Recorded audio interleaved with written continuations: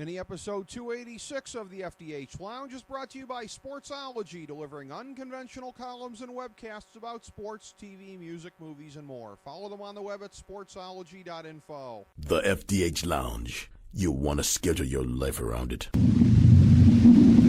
A long time ago, on a gloomy, wet Cleveland spring night, two men stand alone amidst the late-night drizzle. Their voices echo across the vacant station parking lot as they debate the merits of the great American radio show that have been missing for far too long. On that night, an idea was born. That idea became the FDH Lounge.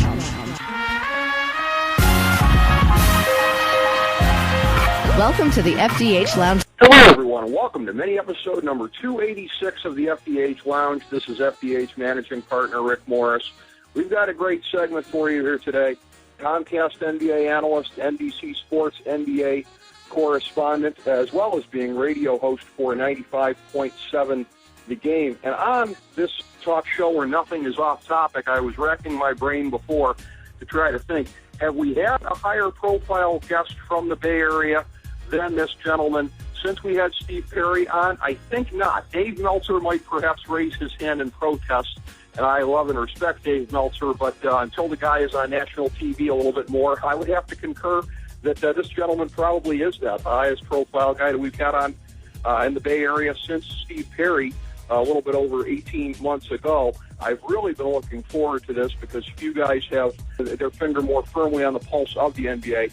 I speak, of course, of Ric Bucher of Comcast Sports and NBC Sports. Rick, it's a pleasure to welcome you to the FDH Lounge. Thank you for joining us today, sir. Well, thanks for having me. Pleasure to be here. Well, very happy to get to have this conversation with you. And again, there's a lot that's been going on this summer in the NBA. Things are starting to get a little bit quieter, starting to get to the dead zone of the NBA calendar as a whole. But just like to start by checking with you and seeing, have there been any real big surprises to you this summer? I mean, the big two free agents, it wouldn't appear to be the case. CP3 staying put. Howard, if he was going anywhere, Houston had carved out probably perfect situation for him. If you're looking at non-free agency, the Doc Rivers thing maybe looms a little bit large. But have there been too many things this summer that really made you say, hey, this is a real game changer and I didn't see that coming? The only one that was the real shocker was that the Philadelphia 76ers moved Drew Holiday on draft night.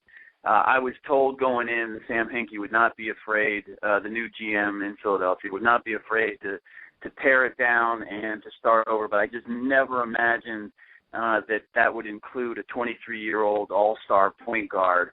And it's quite a cachet for the Pelicans to pick up. It puts them, I think, in the playoff conversation, and in the meantime, it lets you know that the 76ers have no intention of attempting to be good this season, and that they are putting all their chips in the 2014 draft, which a lot of people expect to be very, very good, but on the face of it, to me, it's a huge roll of the dice to let a talent like Drew Holiday move along, even getting 2 first-round picks, including Nerlens Noel from this year's draft and a future pick for 2014. Yeah, the 76ers, one of a number of teams, the Celtics included, where, if there was a whole lot of truth in advertising, maybe they'd be coming out on the floor next year to the strains of Burn It Down by Linkin Park, because, nobody really seems to be, trying too hard unless they're a team that really feels they can make a big impact next year. I mean, I look at this coming off season next year, Rick. I mean, on the surface, to me, it looks to be kind of a melding of 2010, where you had the big free agent class, in 2003, where you had, ironically, some of those same guys coming into the league, probably the best incoming class since 1992. Is it easy to make too much of this, or is next summer going to be pretty much all that?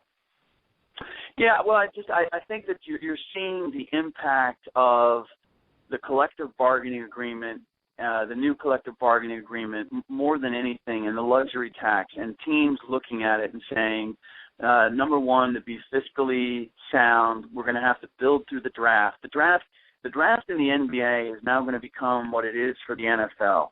in that is the way that you're going to be able to build your team. The rules and the restrictions on being able to acquire superstar free agents, while it will still happen to a certain degree, it's not going to be, I don't know that you're going to see another formulation of the Miami Heat. The blueprint of clearing the decks and then going out and collecting superstars, you may be able to do that with one, maybe two, but by and large, you're going to have to build through the draft. And so I know that while it's not technically a hard cap, that GMs and owners are looking at it, or GMs are getting their orders from the owners saying, whatever happens, I'm not incurring this luxury tax, which as the collective bargaining agreement goes on, becomes more and more severe, where to the point where if you go $5 million over, you could be paying as much as $20 million in tax. Nobody wants to see that happen if they're writing the checks, and that's why I think you see this attitude of, look, if we can't compete, let's tear it down to the studs. Let's not be spending money when we can't be competitive, and we're just seeing it to an extreme degree.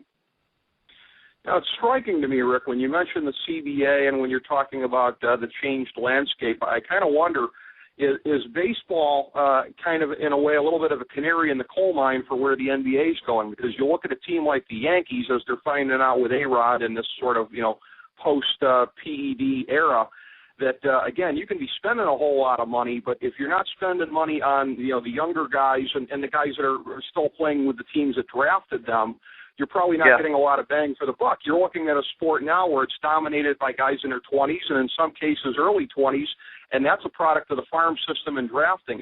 So you're saying that that same level of importance is going to be in the NBA as far as player development and acquisition? Well, it's interesting that you bring that up with Alex Rodriguez and baseball, because we just discussed this off of the Dustin Pedroia signing, that when it comes to baseball, if you look at the guys that were pilfered from another team with $100 million contracts versus the guys that stayed with their teams, they were signed $100 million contracts to keep them, the success by and large has been, if you're going to spend that money and you're spending it on a guy that you developed and is under your wing, you have a much better chance of a successful return. And we broke it down, and Prince Fielder really is the best $100 million player that changed teams. All the other ones, going back to Kevin Brown, even Pujols now, you go across the board, those guys have not paid off. When you look at the Derek Jeters or the Buster Posies, that has been the return. So, I'm not sure that I can still relate baseball situation to the NBA's in the regard that I'm seeing some of the impact of the new collective bargaining agreement, but the reality is that baseball still doesn't have a cap and still is not operating as if they're expecting one anytime soon. And I do see the NBA looking at it and saying, hey, we're going to have to be a lot smarter with our money because of the rules that we've put in place. And basically what the NBA owners have done that Major League Baseball has not done is they've put rules in place to save them from themselves. It's just going to become inordinately difficult to be able to make the kind of mistakes that you see the New York Yankees making.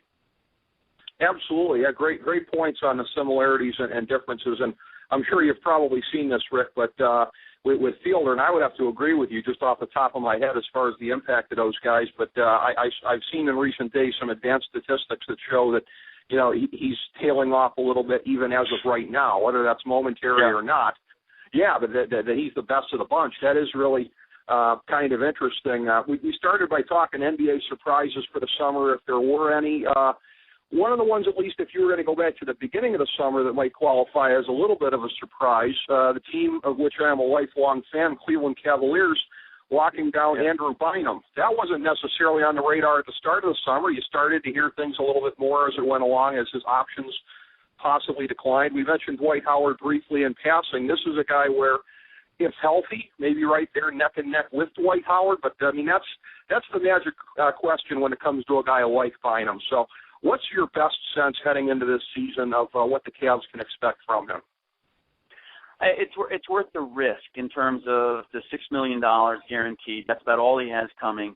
It's the only kind of deal that makes any sort of sense, and it really only makes sense for a team like Cleveland. I don't think you can count on anything with Andrew Bynum, and I have I have grave doubts as to whether we're ever going to see him be an effective player again, simply because let's face it, he had so much money on the table. No matter what you think of his work ethic, even Jerome James or Eddie Curry, when they realized that there was a big money ticket waiting for them, they were able to get it together in order to play and be in shape to get that money.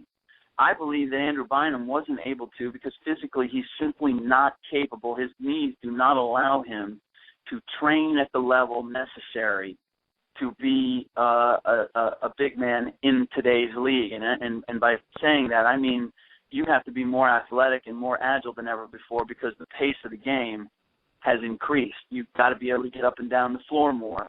I just don't know physically that he's capable of it. We're certainly going to find out in Cleveland.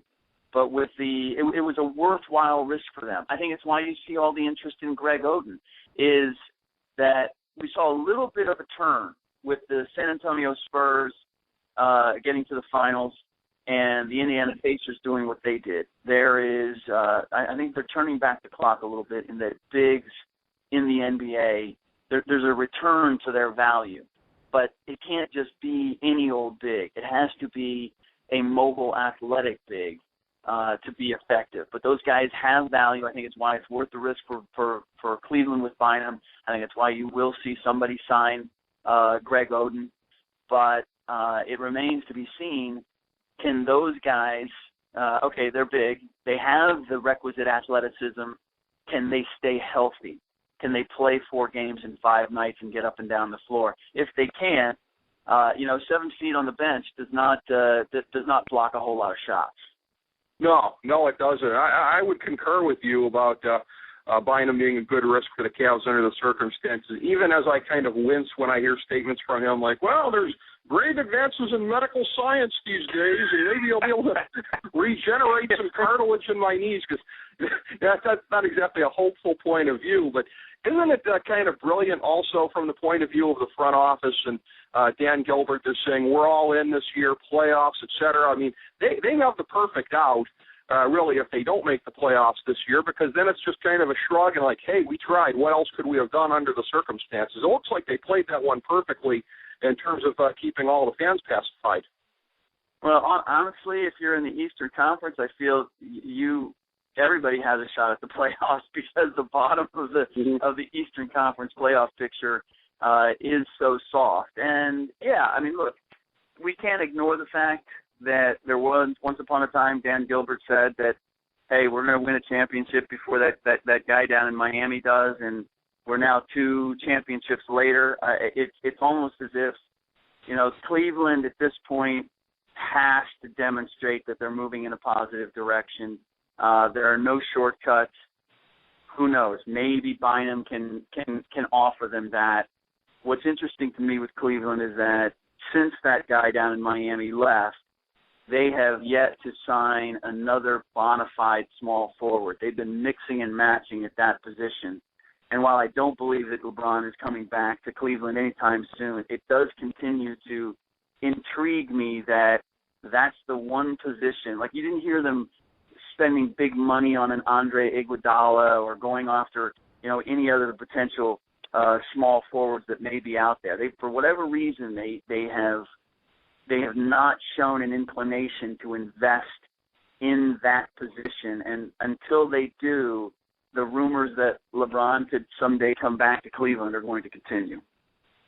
Absolutely. That's why folks like myself were advocating quite possibly Otto Porter in the draft this year. That would have done something to fill the spot there. But, yeah, no, it's very, very curious that they won't, and they they haven't. And, again, you talk about Dan Gilbert's response, his kind of heated response that night, and the fine that it drew from the league. I mean, not to be conspiracy guy, but I look at that. I look at the report that came out this summer from your old stomping grounds at the Four Letter Network about the Lakers allegedly putting out this statement, which I tend to believe as fact, of like, hey, guys, don't worry about it. We're going to sign LeBron and Carmelo next year. I mean, I look at something like that. Okay, I understand it doesn't have any bust fingerprints directly on it, but I think you have to be an idiot not to believe that wasn't put out there to try to get the season ticket holders to stay calm through a tough year. Just interesting, isn't it, that there's not going to be any heat or blowback coming back from the league whatsoever for what looks to be a very transparent maneuver on their part? Yeah, it is. I do think you're right in that, and the league, but the league in general is there's more utilizing spinning in the media through trade rumors, through various rumors than there ever has been before, and it's one of the things that kind of disturbs me that the media that we allow ourselves as never before to be used that way. I just feel there are too many people that are willing to take that, whatever it is. It sounds good. It sounds titillating. I'm going to throw it out there.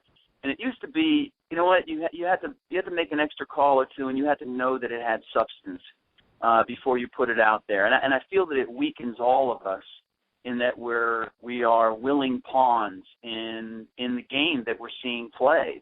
And I do believe that it is in great part that, hey, we may struggle this coming year, but there are better things ahead. All that said, from everything I know about both LeBron and Carmelo, I can't see either one of those guys realistically being in a Lakers uniform next season. You didn't ask the question, but I thought I'd throw it out there. Oh, well, no, I appreciate you volunteering that. Do you have any kind of sense on what might be most likely for them? I mean, LeBron's got to be looking at a very rapidly aging core in Miami. Obviously, he's got a lot of faith in Pat Riley to make things happen, but do you have an early sense on either one of those guys? I really don't.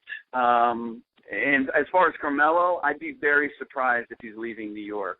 His wife was a big influence in getting him back there. The marketing opportunities were a big factor in getting him back there. I don't see him switching coasts again at this point. I know he and Kobe are close.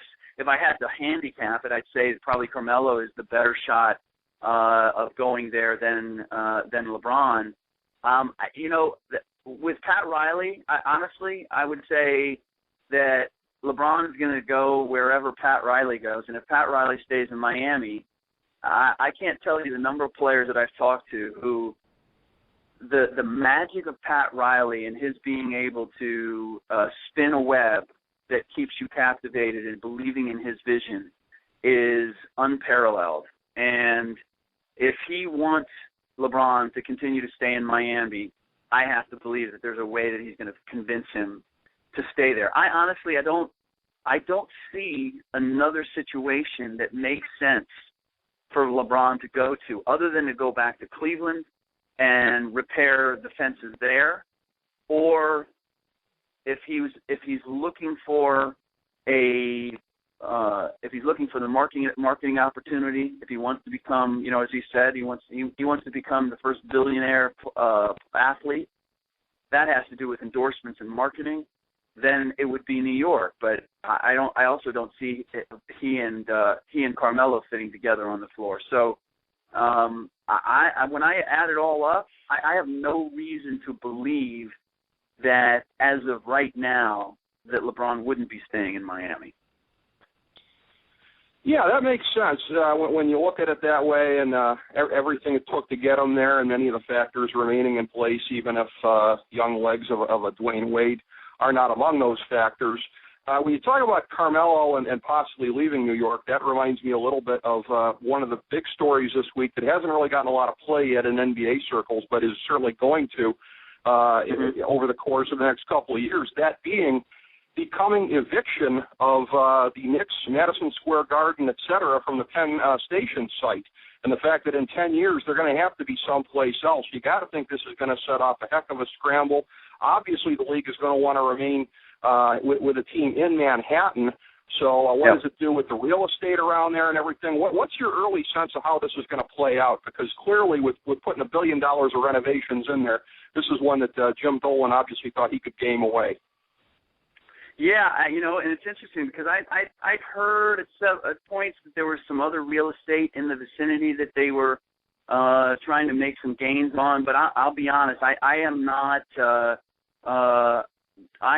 dialed in as to what their alternatives would be moving forward. And the real question becomes, and I don't think Dolan is one of these guys, but there's been so much turnover when it comes to ownership in the NBA in particular, I think in sports in general, and the type of owners that we see. It's really a cash in, cash out sort of business now. We don't see the the long-standing owners and it being handed down through the family. We see a little bit of that. We see that in some of the old school situations with, obviously, like the Lakers with Jerry Buss down to Jim and Jeannie. But by and large, it's become, how do I monetize this thing? And I could see where if something does not fit for Dolan, and there's somebody else who has the real estate who can make it happen, I could see him cashing out. That would be very interesting. You're the first person I've heard raise that as a possibility. So, I suppose anything's possible under the circumstances. It has to be a bitter disappointment to him as far as how it played out. As far as what the league's reaction is going to be to this, that raises another interesting element. We talked a little bit about 2014, and, of course, next year will be the transition from David Stern as commissioner of the league to Adam Silver. And I'm kind of reminded of that phrase from back in the 60s in Czechoslovakia, socialism with a human face. Is there any kind of an analogy here with Adam Silver, maybe some of the same policies, but a little bit less willing to come off as a jerk in public in the way he handles things than David Stern? Oh, I think he's going to have a completely different approach. The question that I have with Adam Silver, and it's what David Stern ran into at the end, which I think is why he began to come off as more iron-fisted than ever, is that he was having more and more difficulty.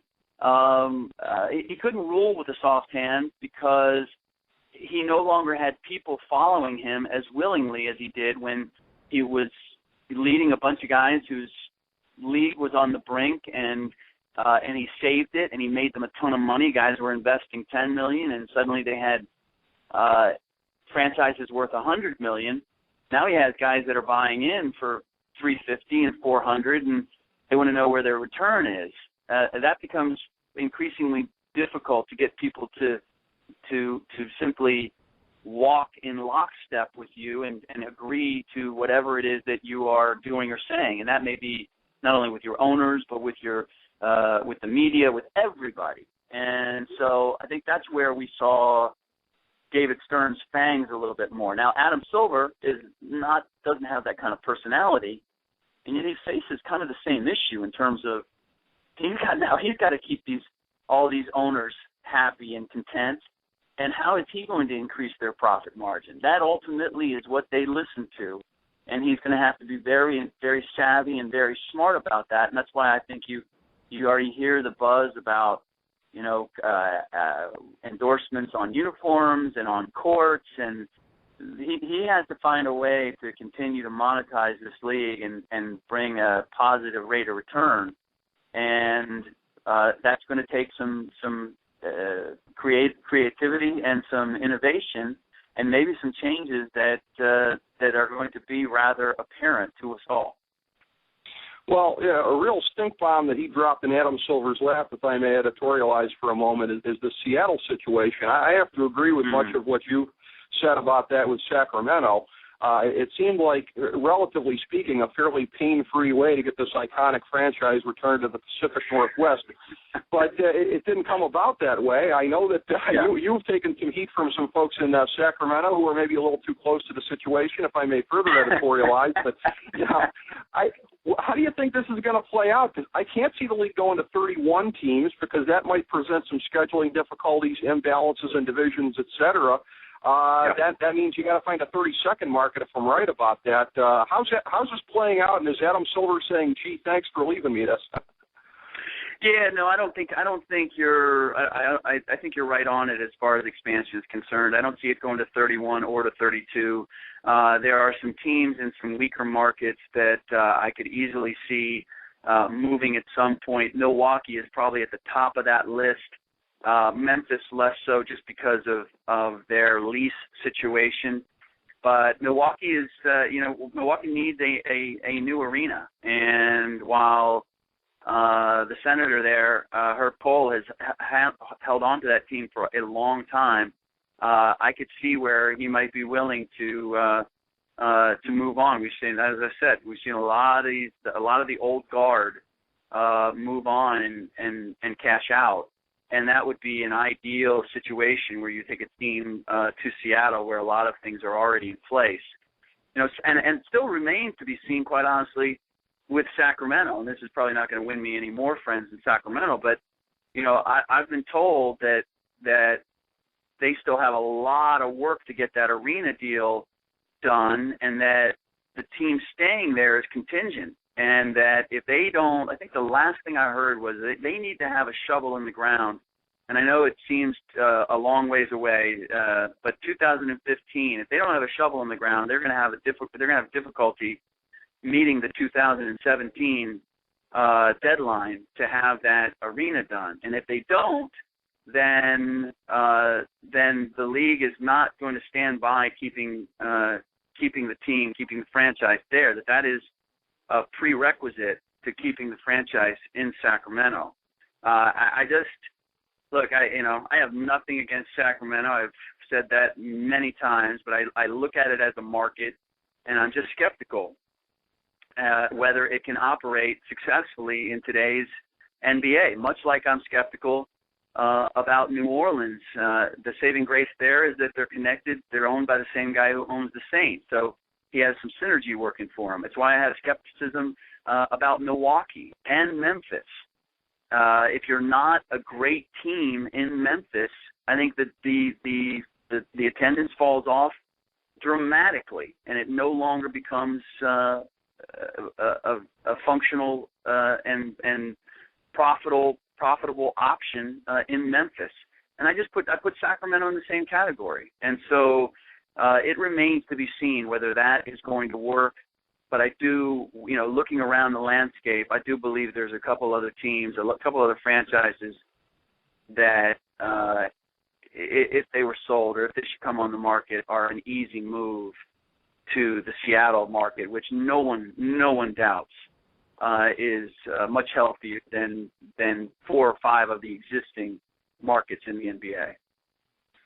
Well, those are great points, Rick. I'm thinking of 2 things in particular that come to mind from what you said. Number one, Herb Kohl, looking at the options he's got, pretty lucky he doesn't have to face the voters again because he would not be very popular going that way, obviously. And on the Sacramento thing, one of the guys I saw that was the most butthurt by your analysis about this is a guy that I heard one time subbing for Jim Rome, proclaiming Jimmer Fredette to be the second coming.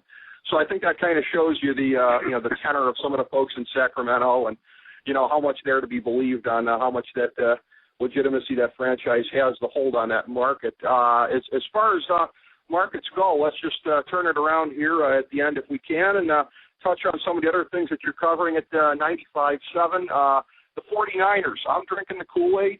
They're my preseason Super Bowl favorite, as they are for a lot of folks here. They look like the best balanced team in the league on paper. What's the sense out there heading into training camp? Certainly, I think there's optimism about that. There's obviously the Michael Crabtree injury is cast a little doubt in that direction. Colin Kaepernick and all he's done during the off season raised some eyebrows, but people that know him have no doubt that while he might have been at the ESPYs at night, that he was in the gym from 6 a.m. to noon in the morning, and people expect him to take another step forward. I think the biggest challenge and why I'm cautious about what the 49ers are. I'm cautious about saying that the 49ers are going to win it do what they did not do last season, that they're going to complete the mission, is that it's been, I don't know, almost 40 years since we've seen a team lose in the Super Bowl and then come back the next year and win it. And when I look at their division, there's not, depending on how Carson Palmer performs in Arizona, if he can give them something, I look at that team, that's the weakest of the four. I just talked to Mark Schlereth today, and he said, don't sleep on the St. Louis Rams and their front four. We already know what the Seahawks are and what a bloodbath that's going to be. So when I look at that, they have the depth. On paper, you like everything about, the 49ers. You can check off all the boxes. I just wonder whether expecting a team to make that march 2 consecutive years in a row in today's NFL, when you're playing in a division that is going to take as much out of them as I expect this one will, whether we're being a little too optimistic. Injuries and health and the luck that is a part of that always plays such a big role in deciding who ultimately takes it. And they're going to have to defy the odds in that in those categories, just because of I think the tough battles that they're going to have to go through to get there, and doing it on a shorter off season than everybody but the Baltimore Ravens have. Great point. And, again, by definition, that would be 3 consecutive trips just back to Championship Sunday, which is a tremendous rarity in this day and age because they were there, of course, the year before. Yep. Well, I got to ask you, Rick, because this is something I've called my shot on the show previously here as far as predictions go. Rivalry of the 2010s, 49ers-Seahawks. That's my guess. How much validity does that have in your mind? Oh, I think that's good. I think it's a great pick just because you have two established coaches, you have 2 established franchises who are in great shape as far as spending money. They have the front office to do the work. You've got young quarterbacks, obviously a key position to fill. You've got 2 great ones there, and all the dynamics are already there. So I'm right there with you, and I got to tell you, I don't know how it's going to play out, but I can't wait to see the 49ers and the Seahawks go at it this season. Yeah, I think those are the 2 most anticipated regular season games. I really do. I think they're going to be just amazing. As far as it goes with the other team in San Francisco, I talked about balance for the 49ers. I don't know that even in the 2 World Series seasons we would have said that about the Giants with that lineup. But, they've really kind of regressed again this year. Is it just a matter of that they're sort of the Brett Saberhagen of the 2010s here, where it's every other year? Is it a year where is it the thing where the smoke and mirrors doesn't materialize in 2011 and 2013, and the lineup gets exposed a little bit? Is it the inexplicable kind of falling off of Matt Cain this season to match what happened with Lincecum earlier, or is it kind of all of the above or none of the above? Yeah, no, I think it's a combination of events here. I look at the way they won both World Series, and they did it in unusual fashion. The pitching was obviously there, and the offense caught lightning in a bottle at just the right time. They made some key additions both seasons late. But I remember so distinctly that first run and how, people know how remarkable this last run was, in which they were on the brink of being eliminated practically every series, every game. They fall behind, and then they just staved off elimination until they got to the championship series and caught the Tigers napping, I believe, a little bit, and took advantage and snuck away with a World Series. But I remember distinctly 2010 because my kids were just old enough where I was taking them to their first baseball game at AT&T Park, and it was mid to late August. I want to say August 19th, and the Giants lost to the Marlins 5-1, and they just looked dead in the water. They were going nowhere, and my kids could not have been more bored. And I thought, okay, well, 1, they're not just going to be, maybe they're not going to be baseball fans, and 2, you know what, I can see why. It just wasn't, there was nothing exciting about the Giants. And then the next thing I know, my kids are coming home and saying, "Hey, Dad, we got to watch them. They're playing the Phillies tonight." And I'm like, "What?" They suddenly became interested, and it was like a torch going up. That's how the Giants did it both years. When you look at this group now, and you look at how they've had to grind that pitching staff to do what they've done, that was their ace in the hole, and now they have to fix that. And so it's not just trying to get a few bats. It's really trying to restore that starting pitching staff, and probably some work in the bullpen as well. And it's why I appreciate what 2 of the last 3 years were, because I think that's not going to be an easy order of business. I wouldn't say that it's an every other year thing. I would say that they won 2 out of 3 in the unlikeliest fashion, and now it's going to take some real work to put this thing back together and make it competitive at that level again. I couldn't agree more in looking at it. And yet the strange thing is they've had a very good record. I think about a .580 winning percentage in division this year. So even that part of it doesn't really add up. Yeah, although Dodgers early on were not good. To me, it may be the weakest division in baseball, and I think it almost underscores just how bad they are, in that they have that, and they are where they are in the division. And when you see them go outside of the division or go on the road, they really get exposed for their frailties. Weakest division in baseball. All I can say, Rick, is as a lifelong Indians fan, the American League Central says hi. Understood. But yeah, the NL West is right there as well. No question about it. Rick, as I knew it would be, a tremendous conversation with you, sir. I know, again, you've got the afternoon show, 95.7, The Game, covering the NBA for Comcast, NBC Sports. Anything else we missed in there that we should be plugging? No, I think that's enough. I think that's enough. Okay. Well, again, just an absolute pleasure, Rick. It was a wonderful conversation with you, sir. Thank you for all of the insight and analysis, and I would love to have you back on again sometime. You got it. Happy to do it. Appreciate it. Thank you very much, Rick, and thank you all for joining us. FDH Lounge mini episode number 286. As we bring the show to a close, we would like to extend our deepest gratitude to NBC, CBS, ABC, Fox, all Clear Channel affiliates, TNT, TBS, USA, UPN, Deadspin.com, YouTube.com, YTMND.com, MySpace.com, various blogs, Fox News, CNN, CNBC, MSNBC, IamBoard.com, Billboard.com, Google.com, ESPN, ESPN2, ESPN News, ESPN Classic, NBA TV, NFL Network, Sports Time Ohio, Athlon Magazine, Comedy Central, Cartoon Network, The Boomerang Channel, QVC, BET, The Spice Channel, Steno Notebooks, Manwich, Papermate Office Supplies, waitresses, strippers, bartenders, garbage men, janitors, microwave popcorn, the writers of The Office, Scrubs, Entourage, My Name is Earl, Oz, Metalocalypse and the Boondocks, Aquafina, and The Periodic Table of Elements.